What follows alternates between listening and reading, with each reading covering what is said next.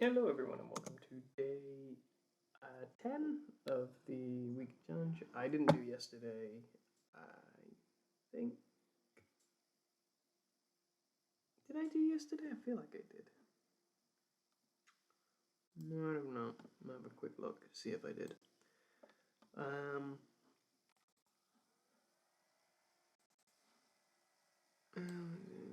No, I didn't do yesterday. I don't remember why. I believe it might have been a bank holiday, or it might. Yeah, I think it might have been banked. But anyway, we're doing Daffy Duck from the uh, Warner Brothers cartoons of old. Personally, I love this character. It was really a toss-up between him or Bugs Bunny, which I think I already mentioned. And you can see I refer to the reference quite a bit with this animation, but yeah, was the approach. So it would appear the way I'm approaching this is I'm focusing very much on the keyframes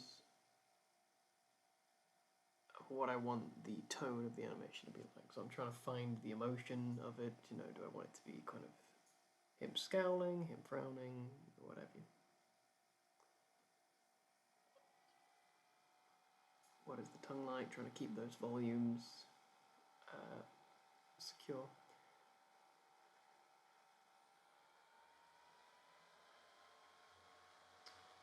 I don't really remember what I was doing here.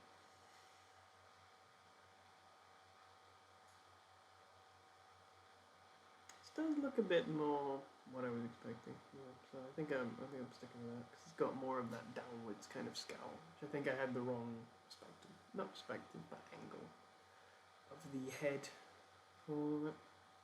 Yeah. Doing a very sketchy style with a pencil brush, which is it's the brush I use pretty much most of the time since then. And yeah, I really enjoy that brush.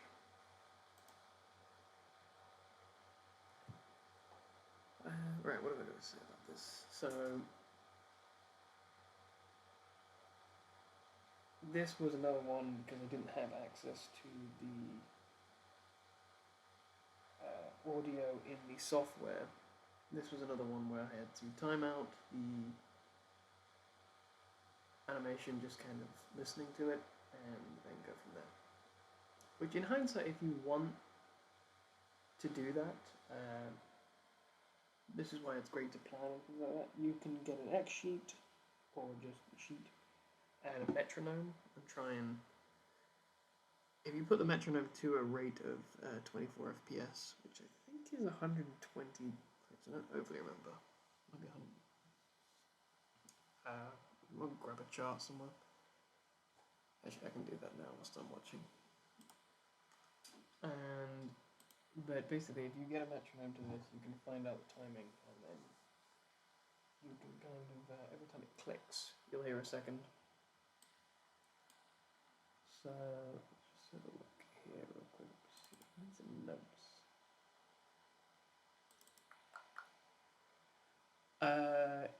Yeah, so 60 on ones is 24 FPS. On twos, it's 12. That's 60 clicks. If it's 240, that's 6 frames. There you go. That's pretty good for timing things if you want to do audio with that. But nowadays, we just have audio running alongside it, which is so nice.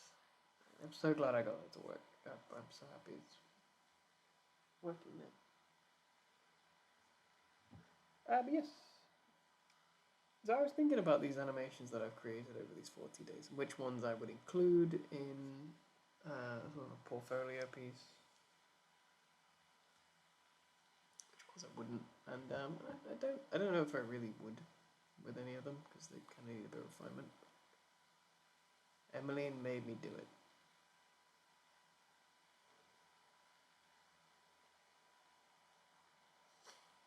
I don't know what that means.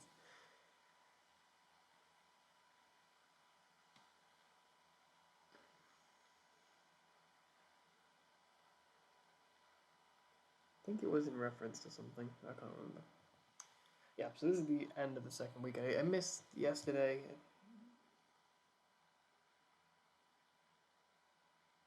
And yeah.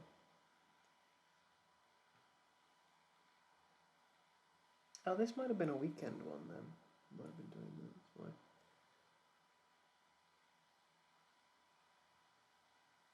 Yes, this is the second week. I really enjoyed doing this. I've got a book by. Actually, I don't think I have the book here anymore. What do I do? It's How to Draw the Looney Tunes Away. But I don't know who does it. It's stuck under a bunch of other books.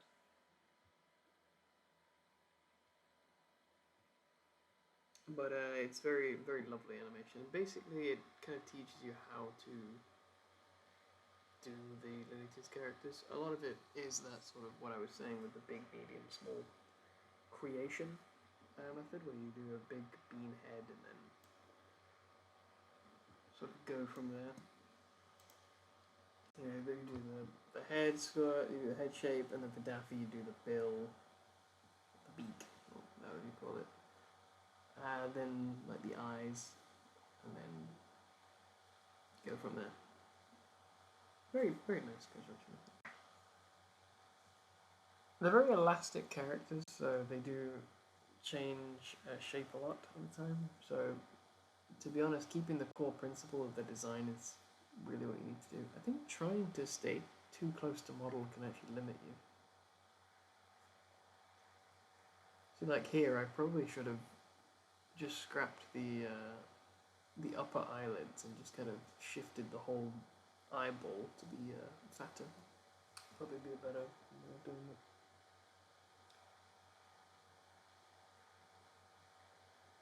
But I really love this one. I thought this was a really fun animation to do. I'd say that tomorrow. No, for the future, because I've done this whole animated series now. I'd love to. I've got a few different video ideas, but I'd love to. I guess I might as well say them, because if I say them, maybe it'll be an obligation to actually do them. I want to do video game concepts, a series called Style Frame, where I kind of like what I did here, where I'm trying to like learn how to do it. The animation, I'd actually go through, but to the next sort of level with things, all the post processing, you know, how they add film grain, colored line work, and things like that, and how someone could do that. So I call it Style Frame because it would be trying to get the style of a frame, and also it's an industry term, so I thought it'd be pretty nice. And I'd also like to do, what other series would I like to do? I thought about getting animation books and how to draw books and kind of doing them and seeing how good they would be. Sort of reviewing them by actually creating what they're doing, animating them, seeing them. Because there's ones like Preston Blair's animation, which I think if you followed that, you'd be pretty good, but I know a lot of people would be like, well, what does it actually look like? So it'd be quite fun to do it. But there are some like really, really weird ones I found. So, for example, Osuma Tezuka has one, the creator of Astro Boy. And it'd be interesting the sort of key takeaways of that. I think it'd be good because there's a lot of people who buy these sort of things and they don't know if they're good or not.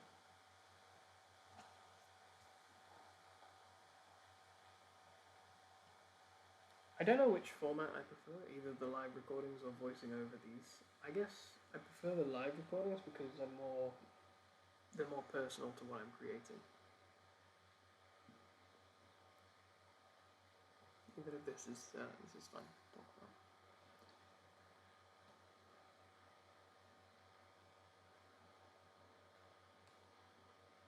What else can I talk about?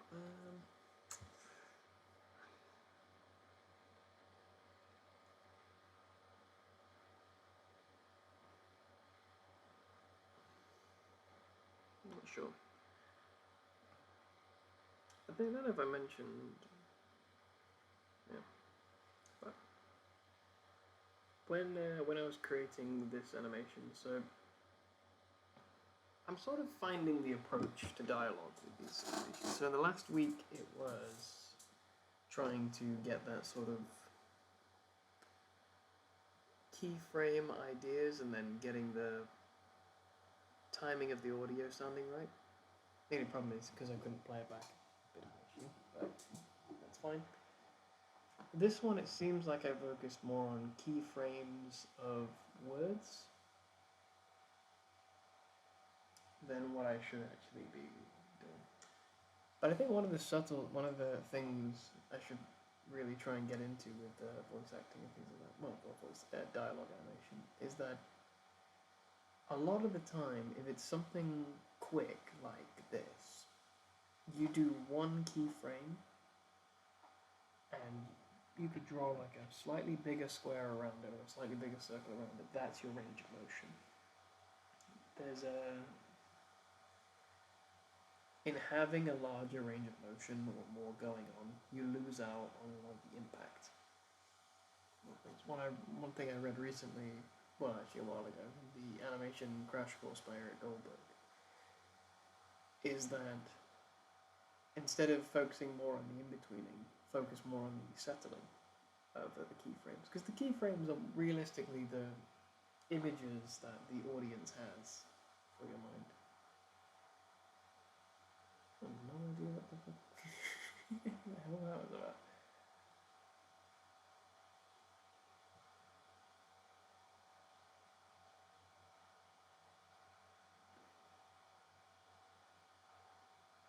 Yeah, that's sort of the... So you want to... It's probably better to just pick a keyframe or a key motion and stick more with that than throwing them all around the place, because it makes it hard to watch. Well, hard to watch is a bit of an understatement. It makes it hard to focus.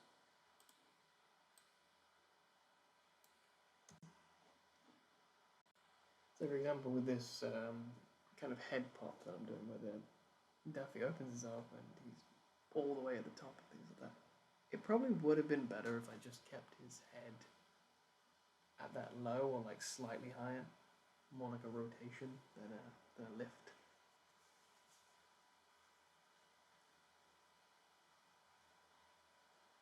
But I'm not sure. Less is more, is what I'm trying to say. For dialogue animation, I think. You can make good stuff with it, but that's not a good frame.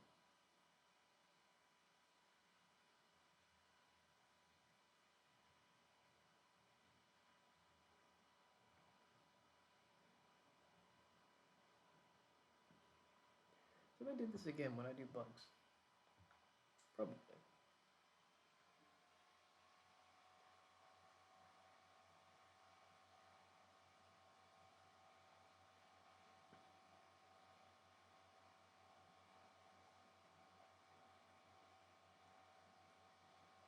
So I'm working on something at the moment called delayed gratification.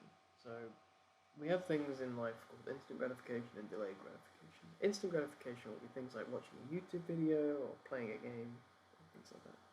And in the moment, they'll give you a sense of like fulfillment and wonder, but apparently, well, this is what I've heard, is that if you only focus on instant gratification, you'll develop a stronger sense of ennui, which is a feeling of boredom and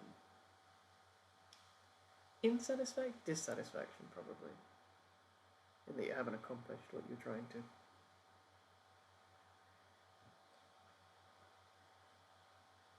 Whilst delayed gratification apparently is something that you don't feel the gratification until, well, not until it's gone, but until it's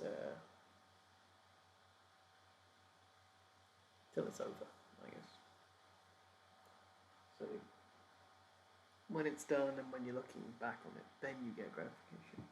And apparently this part of the thing of maturing. I don't think there's anything wrong with both forms, but I do feel like having a balance is something. I feel like as an animator, you experience delayed gratification as is, because you'll do something and you're like, that is really nice, or that is really smooth. That's definitely occurred to me before.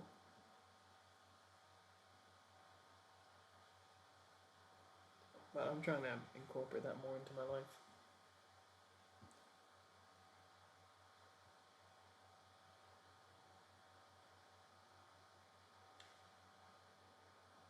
Kind of about to be honest, I think this would have looked better if I just made the motion less. I don't know why I made it so high.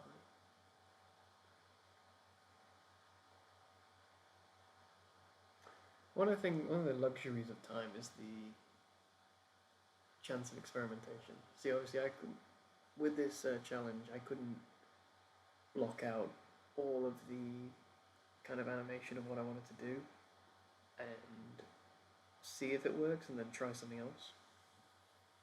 Because that's, the amount of time I have is the amount of time I have.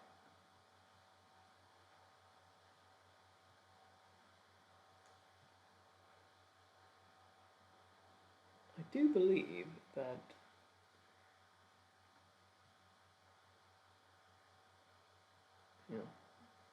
either this week or next week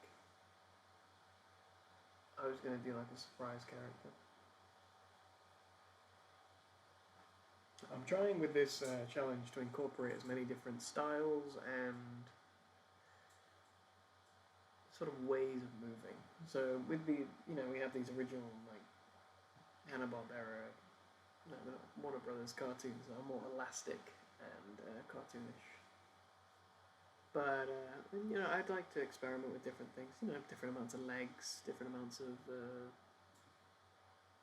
squash and stretch, different levels of flexibility, and just try and run the gambit of different styles as much as possible, and see how the animation changes depending on the style.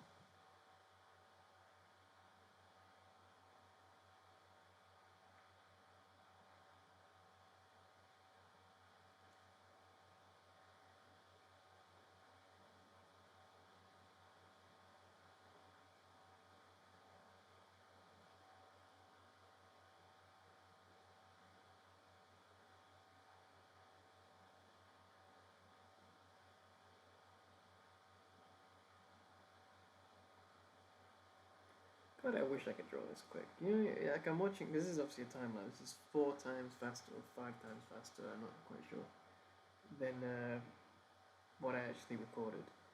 But my God, if I could draw that fast, I'd be so happy. It was at 19 minutes I'd have animation done. I'd just never stop.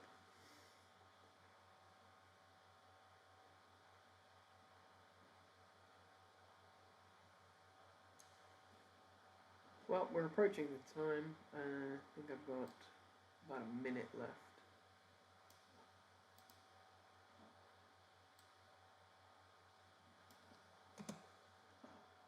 Yeah, I've got about a minute left. So I'll leave you with this kind of thought. I'll end it early and just leave you in silence. Sorry about that. It's been very fun, and I hope you enjoy the animation today. And I will. I'll see you. I'll see you next week when we try to do something just as exciting. Maybe we won't. Maybe we will. Who knows? But I hope you enjoy, and I hope you consider sticking around for the whole journey. They'll be coming out daily, I believe. A few days I have missed, and that's because I forgot to record or just didn't get the time to. Sorry about that. And enjoy the animation. Had a lot of fun. Okay. Bye. You're despicable. You're despicable. You're despicable.